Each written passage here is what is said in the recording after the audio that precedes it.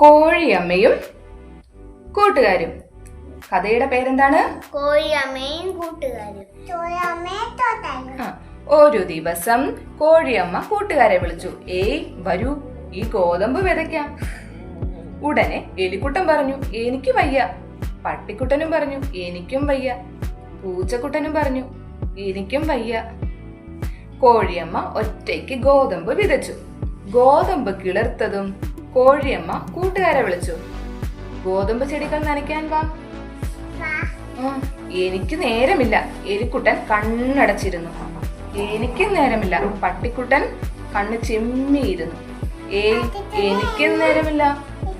പൂച്ചക്കുട്ടനും കണ്ണടച്ചിരുന്നു.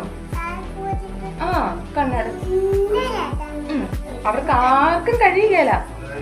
പാവം കോഴിയമ്മ ഒറ്റയ്ക്ക് വെള്ളം ഒഴിച്ചു. താമസിയാതെ ഗോതമ്പ് വിളഞ്ഞു. അപ്പോൾ ഗോതമ്പ് കൊയ്യാൻ കോഴിയമ്മ കൂട്ടുകാരെ വിളിച്ചു.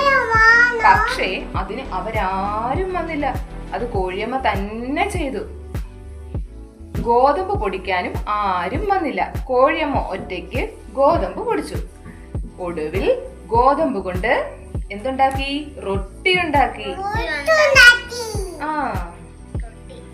കോഴിയമ്മ എന്നിട്ടോ കൂട്ടുകാരെ വിളിച്ചു.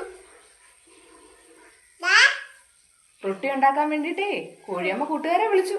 അപ്പൊ കൂട്ടുകാര് പറയുക, ഞങ്ങൾക്ക് വയ്യേ, ആരും കോഴിയമ്മയെ സഹായിച്ചില്ല റൊട്ടി ഉണ്ടാക്കാനായിട്ട്.